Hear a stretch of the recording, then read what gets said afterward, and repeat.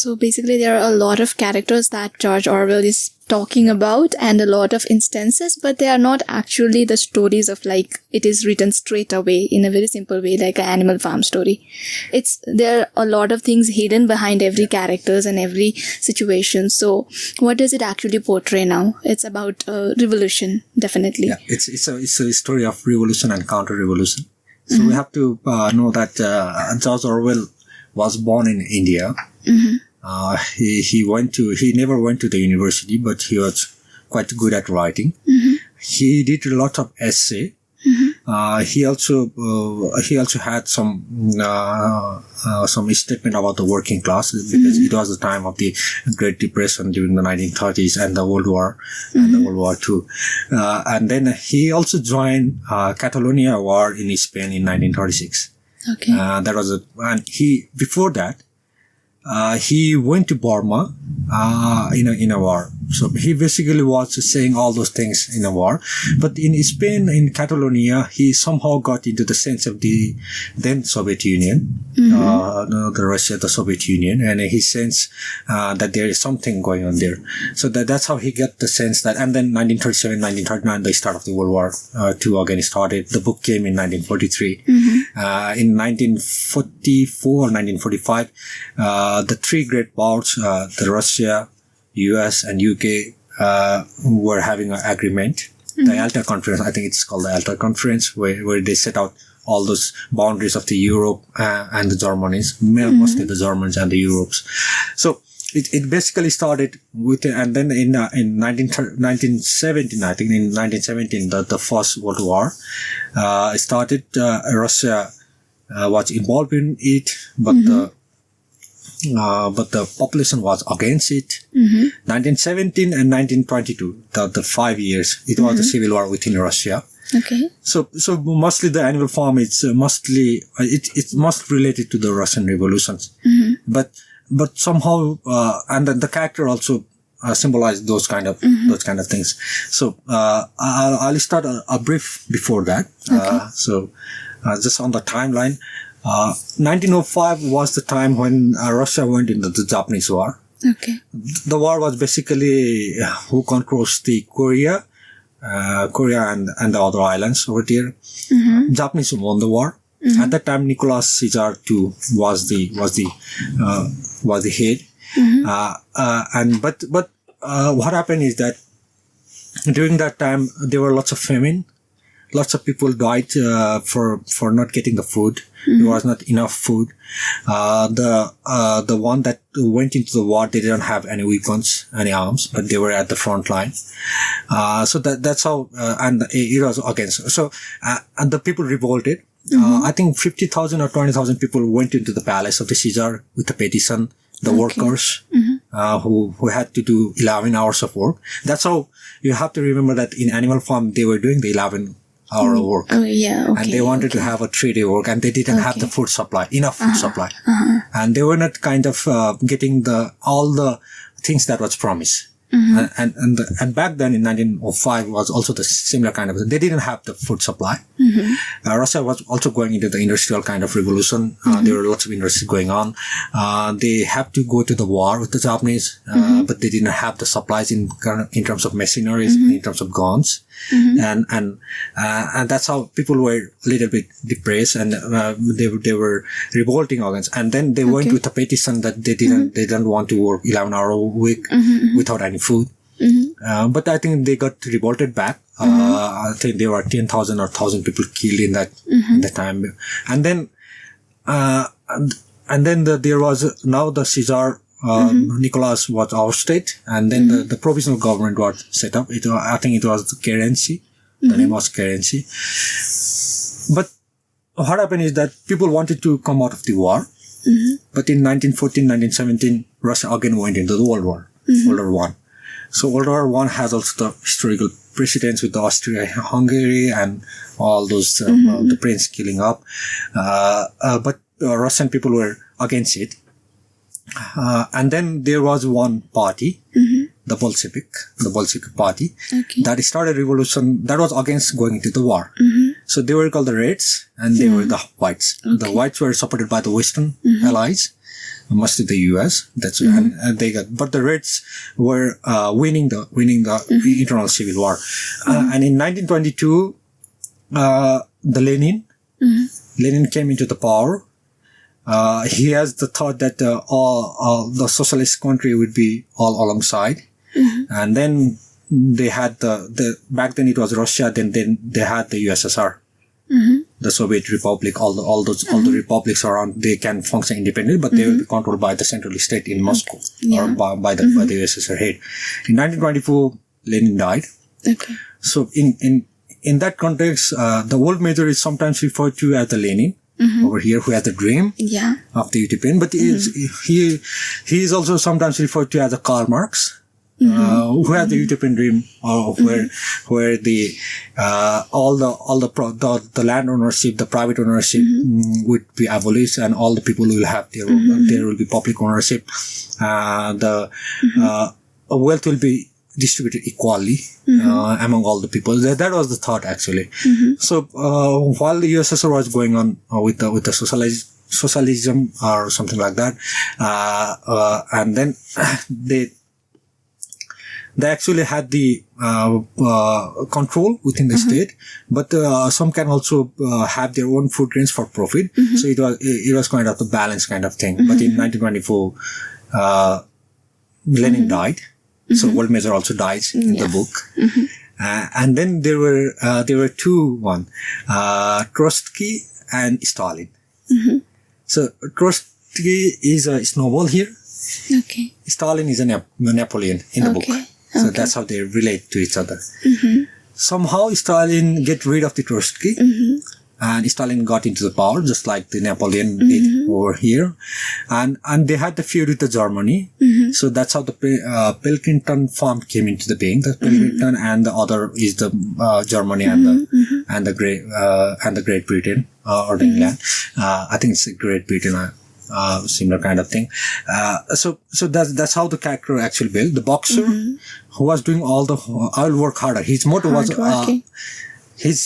I'll work harder. Napoleon is always right. That's the end of his. So the boxer actually established the hardworking people that was working hard back in Russia. And then there was all the characters over there. So that's how all the characters were shaped into the Russian kind of revolution. So that's the context overall can be taken. So it's the part of the revolution and the counter revolutions. And Orwell, there is one thing that Orwell did with all this, how he came into this one. So at one point, I think it's around 1928, he went north of the England to see how the workers actually live their life. So he went into their pub, the workers' pub. So they're all laughing. They will have all the bad jokes, all those things. How the cafe actually works, and he saw that they are really happy. They will have only that kind of beer, only the amount of beer that their wages allows, not much more than. So they were kind of happy. So he started to see that, and the many of the author outside of Orwell thinks that Orwell had the notion at that time in 1928 that unemployment is the problem and socialism is the answer before going north. So after seeing all the happy faces, all the beers and all the jokes, and he came back and he thought that socialism is the problem, unemployment is not the problem. So that's how he got. And 1928 is the big thing because in 1930s it was a great economic depression. There was all the unemployment going on within the England. He's the English author. And then 1943, 44 and all those things that Russia was against Germany. Russia has a pact with Germany. So there is a one context within the Animal Farm that Napoleon had the agreement to sell the timber with one of the human beings outside the farm, Mr. Pilkington. And then he gave him the check to sell, but the check bounced back, just like today's system. It bounced back. It never had the money. So he was tricked. He was taken. Just like that, Russia and Germany had the pact in Second World War that they would not be fighting each other; they will be supporting each other. But suddenly, Germany attacked, and they were into the Moscow, Stalingrad, Leningrad, those kind of barrier, and it was a huge thing. But at that time, the animal farm, the animals were actually they had lots of soldiers injured. But they fought bravely and they won the war. Okay. So it also happened in the real life that that the USSR back then could actually support their fronts, and they actually defeated the Germany, and it was also of a little bit winter that helped us. So it somehow contextualized into the World War phenomenon. But Orwell speaks much more than much more. Then the World War only the Russian Revolution. For my personal taste, within the Animal Farm, he talks much more about how the revolution shapes up, how the utopian comes into the being, how power are abused, just like Napoleon did with the whiskey and the beer. The pig started, all the rules were changed. How truth can be talked about, can be lies. And the lies are always faded, and it somehow symbolizes the truth. That's what the Squiller did. And back then, within the Russia, they had the Pravda or Pravda. There was a newspaper where all the propaganda were placed in. Russia was also having lots of shortages within the food back then. But somehow it was portrayed that there is enough food. There are lots of people, just, there is another incident within the Russia, but I think I'll not talk, but just to mention it, there is a Gulag, Archaeopolic, that kind of book, the name, the Gulag, where people were, jailed over there, they were tortured, and they were killed, basically. So it is estimated that during that time, I think, 10 million to 12 million people were killed. So that sort of things come into the being within the Animal Farm. But Orwell talks about the system, how the processes shapes up, how the propaganda are surrounded, are taught, how education actually wises you up, how misinformation are set up. This is a problem of today's as well. It was a problem back then as well. And then how the system interact with you. So even the hard worker, just like the boxer, has to die, because his motto was, "I'll always work harder," and Napoleon is always right. He was not against it. Those who were against it, they were suppressed. So the system always, so you have to always have the critical mindset within the system. So back then when I read it in 2013, I somehow related with the Maoist revolution over here in Nepal. Maybe it is not within that task. I could also relate somehow while reading the book. Like, it's similar. Yeah. It's about the Russian Revolution and the global thing. But in our nation too, we have had this Animal Farm kind of situation, for sure. There was a play I recently watched. The Animal Farm was adapted into a play. It was in one of the theater in Teku. I kind of like the theater, so the Animal Farm was adapted. I somehow didn't much fancy that play, because at that time I think it was the tussle between the CPI-UML chairman and the Maoist chairman, because they were having the same party back then. So it was much more given into the political shape. But Orwell is much more than the political shape. It talks about the class. All the different people, all animals are equal, how the classless system or society can be formed. At the first instant, the world major has the vision that all the classless society. It also comes from the Marx idea that all the workers unite and there will be all the classless system. And at the end, the utopian world is something like that. There is no state.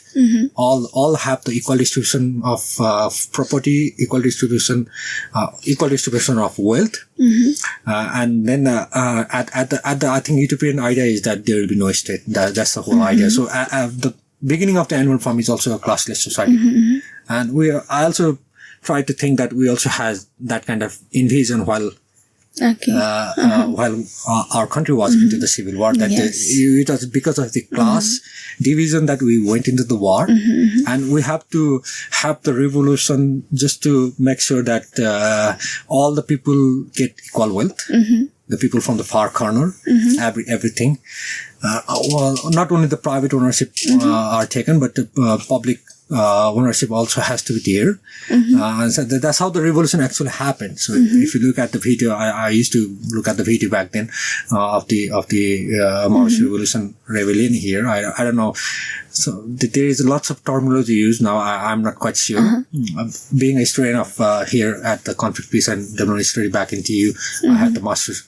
So I also had the histories similar to the Maoist one. So there were lots of terminology used. There was Maoist insurgency used sometimes. Sometimes it's the use of civil war. Sometimes we don't say it's a civil war. It's lots of things. But just to take up with the animal farm to that place is that we also wanted to have some classless society where everyone has the equal distribution of wealth. We still talk about it. At the same time, we also want to distribute all the private ownership. We want to have it much more. The public ownership has to be much more. That's how the interaction is going on. So it's the mixed system of both the socialism and the capitalism somehow. And we also wanted to go into that part. And I think back then when I read at the first go, I kind of think back to that kind of revolution. So how it happened. So it can be related to any kind of revolution. Back then when it was if it has to contextualize within the author perspective, author is saying much more. But somehow when it was written, all the context fit in. So that's how the Russian Revolution came in. So that's why I told at the first go that Orwell was ahead of his time. So yeah. So it's basically not only about power and politics, but it's beyond that. It's about the reality of society and how society actually works and changes. And it all started from an imagination. It's of a wise person. Of a wise person. So a wise person has the utopian kind of settings, and then there are the individual power, the individual wisdom, the individual vision, and they want to take up the power or they want to distribute the power. For Snowball, it was much more about getting all the revolutions all around the country, beyond the animal farm, beyond the manor farm, all the neighboring farm.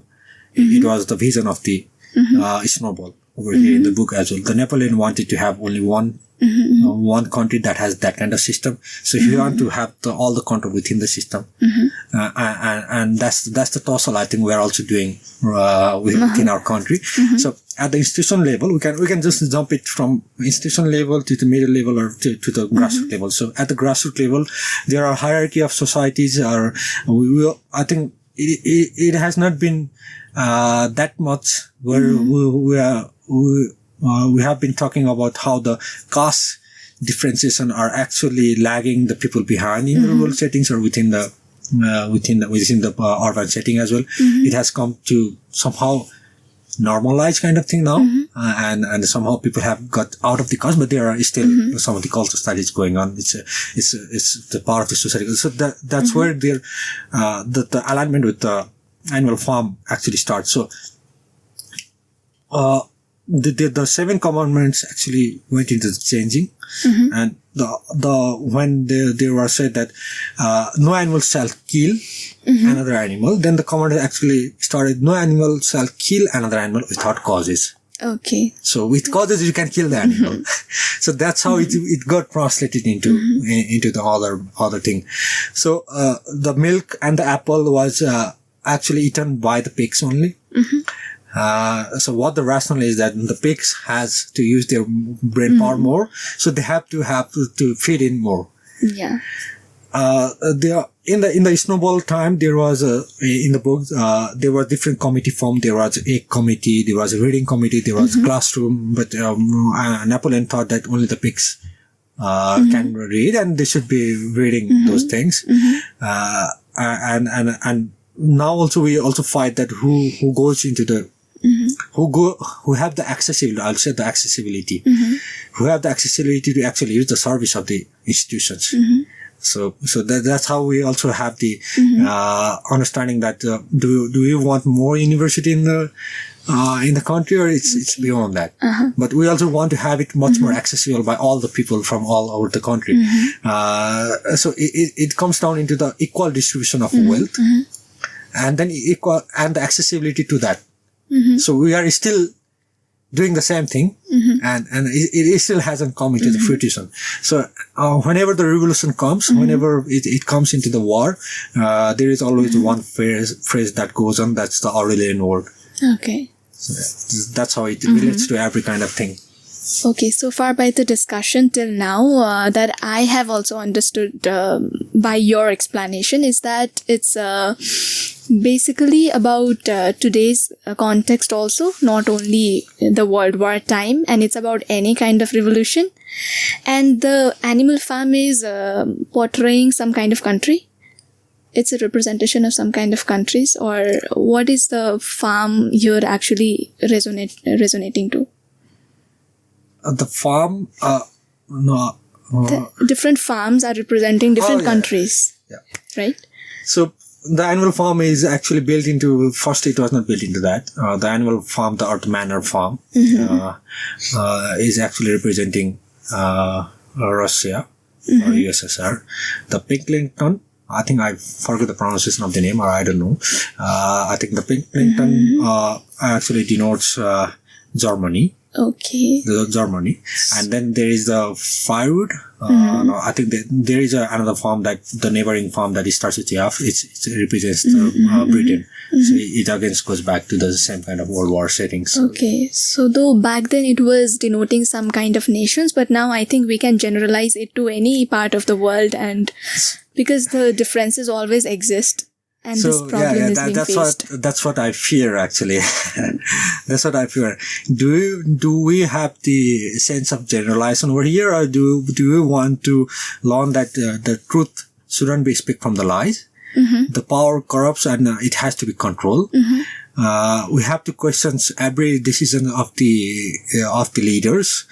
Back in the animal farm, the animals could not actually questions to leader, and whenever they questioned, they were killed.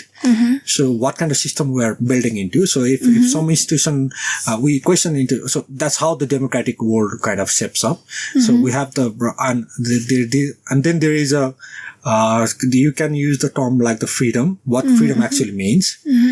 So the animal thought that they had the freedom there because they were doing their own work. That's the kind of thing. When they were doing the 11 hours of work a day to just build a windmill, they thought that because it's all controlled by us. It's controlled by the animal, not by the humans, not by the animal outside world. So they have all the freedom. They thought that they have all the freedom. They forgot that they had more ration back in the Jones time than in Napoleon time. Then they thought that it was for the better future, and we are getting all the rations within ourselves. They thought that. So that was the kind of freedom that they live in. So the Orwellian society actually thought that it actually portrays that it's not only about all. Maybe it's the context is geopolitical back then. Maybe it's summarized, it's narrated back then because the timeline actually matches and all of those things. Yeah. It does matches, but we cannot generalize all the geopoliticals within there. So, but we can question that how power corrupts. Okay. There also power corrupts. How Napoleon was using the wealth for his own good. Okay. All the milk, all the apples were eaten by him, not distributed among the things.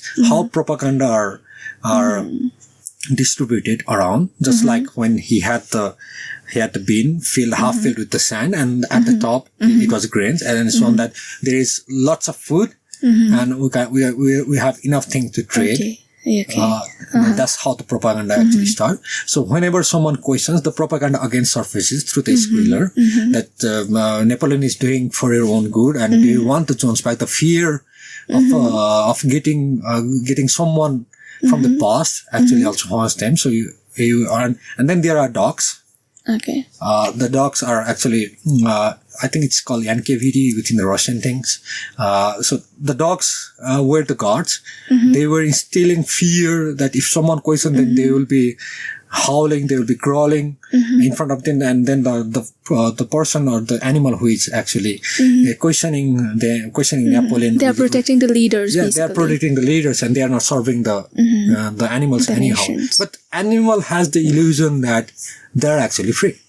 So it depicts what freedom is actually. So, and then Orwellian always asks that you have to question, you have to have your own rational judgment, and you have to be educated. That's the thing that he does. Education and poverty, these things are actually emphasized here as well. So basically, you Bonamiliki, this book is about how can general population raise their voice for good governance, or एउटा चाहिँ political system कस्तो हुनुपर्छ, or society कस्तो हुनुपर्छ, or democratic society को essence के हो, and education is important, and there are class differences, all these things that it portrays, if I'm not wrong. भन्न सकिन्छ, तर too much generalization पनि not good भन्छु कहिले. You can generalize all the political systems. You can generalize all the geopolitical systems that the book has the historical carryover, or you can just see all the wars, conflict in the same settings. How there is a saying, power corrupts itself, and absolute power corrupts. That kind of thing. So it's a matter of fact that the book is trying to portray. It's again. George Orwell has himself said that it's a political satire. Yes. Though through the characters of animals that have the, what do you call that? It's called a fable. I think it's called a fable. The fable is basically, in the sense that, they try to give a moral perspective at the end of the story. And sometimes when you are doing the revolutions or the counter-revolutions, the revolutions, the thought of the revolution or the basis of revolutions just change over time. That's how the animal farm is, and that's how we can also relate to all the systemic changes that we have seen or we have heard or we have read in our country, in our own institution. It doesn't have to be in a country, I would say. It can be just in one institutions. So I think it can be within a classroom. When you are selecting when you are having selecting a class representative monitor, and then there is a higher election, then who goes into what roles and responsibilities, because there are roles and responsibilities that are divided within the animal farm. And then there are some, and then you could also relate it to the job market, maybe in the corporate hierarchical kind of things, where you have the hierarchical structure, there is the leaders, there are the managers, and you just in some institutions or in some corporate institution, you can see that the leader or the manager are too totalitarian, too authoritative. Yes, definitely. And some of the employees feel that they are being harassed from the tone of the voice, from the looks or from the work that they have been doing. Some are toiling day in, day out from maybe 10 to 5. All those works, and they are not getting promoted. The system is not giving enough things. So the one thing that I can relate to the animal farm with one particular phrase is that Napoleon at one time, while building the windmill, said that all the things that are built, or all the animals that can help in building the windmill is voluntary. Okay. But he has a but now. The same sentence has the but those who doesn't come to support the windmill, the ration will be cut in half. Oh, okay. So that's from the phrase of the book. So it basically is threatening the people. It's trying to bring everyone anyhow. So it's just using the brute force actually. It's just bringing the power, authority to the masses. So that's how, and then somehow the systemic change within the animal farm can be seen. Can be related to anything, but I think I'm not I would say that I'm not in a position that just to generalize everything. Okay. I have long way to go further, just to keep the analysis of this and just generalize into lots of things. I might generalize. Okay. I might generalize in some settings, but it would be too naive, too amateur, and not all justice to what Orwell actually is saying, or to how other would perceive the world. Because I don't want to feel that this book is just generalization of all the political systems. It might be a satire to the political system, but political system is not only from the government that is running. It's beyond that. It's within the people. The power resides within the people, and that's what the relation is to the boxer. Actually, that somehow relates to the boxer.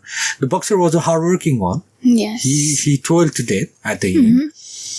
He never criticized. His only motto was, "I'll work harder." The leader is always right. So that's what we don't have to do. That's what we should not do. So everything, whatever the leader says, cannot be right. So you have to have the critical mindset. I think in the 21st century, I used to have a conversation with my friends that what's the new skills that has to we have within an individual. So critical thinking was one of those. Analytical thinking was one of those in the 21st century. There are other skills, but those I can raise. So you have to have the critical mindset that you cannot just you have to question that what you don't understand. And you have to educate yourself to make sure that you have all the information in the future, that you don't deviate or you don't misinform. You don't misinform. You just have the vague understanding of certain things. So, from my thing, I'll again just proclaim that I think I have the fear of generalization. I do it sometimes. I can just assure you that I just being a simple human being, I do generalizations from the book. I try to portray it in different settings and see it from that perspective. But sometimes you can just enjoy the book. Sometimes then generalization is not much important. Yeah. So I think audience is also quite clear now what Animal Farm actually holds, the context and all the characters behind it. But I would like to come back to that word again, critical thinking, that you just mentioned. So let's critically dive into the book again and see what the author, actually what kind of imagination he had while writing this book. Because generally authors only know that what is their perspective while writing. As a reader, we always have some different perspective towards it. So why do you think that the author chose to portray this situation back then in the form of animal characters rather than just writing it down directly? I think it's just from one sentence. I think we discussed a little bit beforehand. It's just that he wanted to do the political satire. He loved the political writing. He also said that I think why I write. He wanted to tell that what is lies, or how you could dive into the truth, or how you could just go into the truth-seeking kind of thing. And here, I think he simply wants to have the character of the animals, in the sense that he wants to have the political satire in the art form. Okay. And then I think there was some. I don't remember that vaguely, but I think there was a notion that he disliked some of the intellectuals back then. Okay. But I have to. He didn't want to mention them directly. No, in the sense that the literary writing shouldn't have to use the big words. The English writer were using back then, the long paragraphs. It doesn't have to be long paragraphs. It has to be understood by all the peoples, mostly with the working class people. He has a sense of mind that the working class people in his mind. So with the story that he goes into the war, into the north, and so forth, and he also dived directly into the war in Catalonia, in the Burma, and he never went into the university. There is just some sense that he never went into the university because he didn't have enough money back then, but he was termed as upper middle class English family. But somehow he tells that every reader should have the understanding of what the literature is saying. Okay. So you don't have to use the big words, that have the different meanings, and you have to search for the meanings, and the long paragraphs, long sentences. So it can be short, sweet, and everyone. But yet he made it very difficult for us to understand what he's actually trying to say because of the characters, maybe. Yeah, maybe, but maybe it has a historical precedence, and that's why somehow. But the first time I read it, I didn't know the historical precedence of the Russian Revolution anyhow. Maybe I didn't relate Animal Farm back then to any kind of So how did revolution. it feel like reading for the first time? It might have looked like a fun story to you or just normal one? No, it didn't feel the fun story to me. It made me think. The first thing it made me think. I was blank the first time. I think I told my friend back then that I was blank by reading this one. Okay. It somehow circulates from getting the animals to the last sentence, from pig to man to pig, and pig to man again. And nobody could distinguish who is who from pig and the man. And then it somehow translates into all the institutional corruption and something like that, how corrupt institution can be, how the resources can be misutilized, how the misinformation can be surround yourself, and you don't have the vague understanding of the reality beyond that information. And that's how the animal farm was it portrayed beyond the characters. The character didn't feel the animals to me anyhow. In the first moment, whenever the pigs were mentioned, something like that, when the pigs were having when the old mother was giving the speech, I didn't feel the squealing of the pigs, which we hear in the actual animal farm. I didn't feel that sense of listening to it. I just felt that the human sense of language that was spoken by the pigs. So the first thing, I think I didn't have the much more difficulty in the characters that they were portrayed as animals, because I just sensed that they were portraying something else. I just had the sense, but I didn't know what they were portraying back then. Then further on, I just got into the other kind of the World War and the Revolution and so forth. Okay, so the reason that I asked why he chose the characters instead of writing it directly is that what struck in my mind is when I relate to our country, Nepal. Back then, many years ago, our situation, the democracy was not there like how it is right now. So, त्यति बेला चाहिँ अब कसैले government को against मा गएर केही चीजहरू लेख्दाखेरि or केही protest kind of things गर्दाखेरि चाहिँ they would be punished. So, I was wondering if it is the same case with him, that he wanted to be safe from those kind of things and write it in the form of characters so that government would not point at him. Or is it his creativity that he is using the political satire? No, I think from the history that I read of Orwellian life or Orwell life, is that he was not the agents. He wanted to go to go into the front line of the World War II. So he wanted to join the army. Of the military. He couldn't do it because of his health issue. Then he wanted to go into the intelligence, and then again he couldn't do it because the intelligence never selected him. Okay. Then I think he voluntarily made into one of the home guards or something kind of. It's called the home guards, but it was a military kind of paramilitary kind of thing. He went into that. He became up to the point of sergeant. So the government was actually looking at him.